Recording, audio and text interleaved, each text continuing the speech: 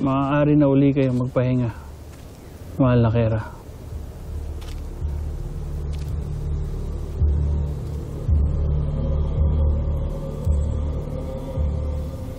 Sapagkat nararapat ka nang mamatay.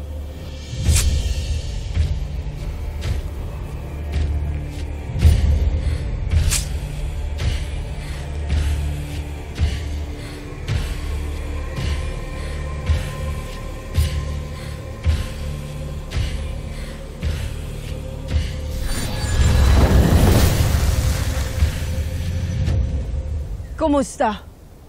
Huwad na Reyna.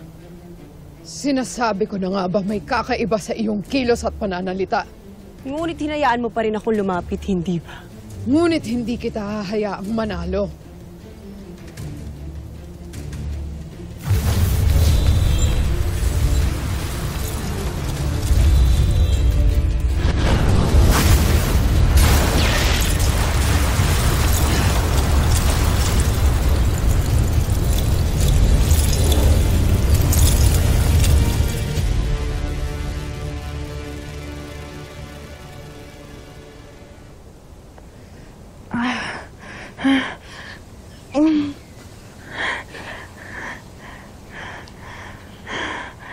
Deya, ano't itinali mong sarili mong ina? Minak, Ada. Ngunit kailangan kong gawin yan upang ikay hindi na mapahamak pa. Ako'y hindi mo maintindihan. Kailangan kong bumalik sa Lireo dahil nanganganib ang buhay ng mahal na Kera sa pwedeng mangyari. Bakit ba ganyan na lamang ang katapatan niyo kay Kera?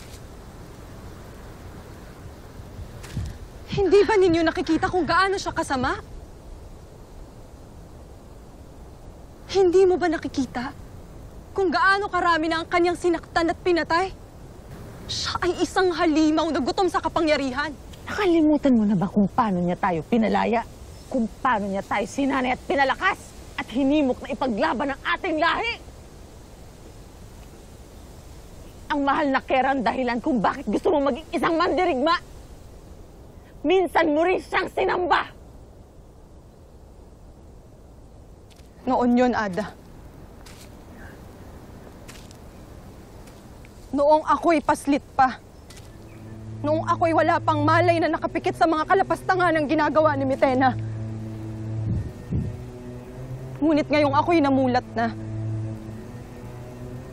Hindi na ako muling pipikit pa. Hindi na ako muling sasamba sa isang halimaw na walang ginawa kung hindi ang manakit at pumaslang ng mga inosenteng nilalang. Ngunit paano iyong utang na loob?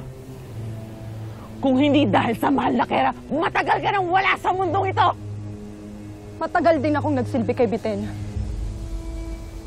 Kaya matagal na rin akong bayad sa aking pagkakautang, Ada. Sa ngayon, wala nang dahilan upang umanib pa ako sa kanya. Kayo, habang buhay na lamang ba kayong susunod sa kanya kahit siya'y mali? Kahit siya'y masama?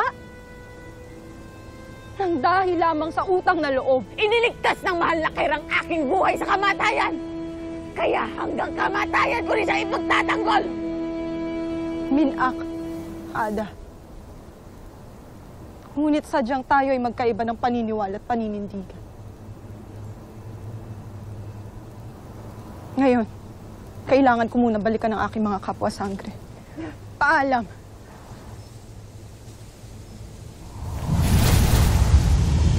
Deya!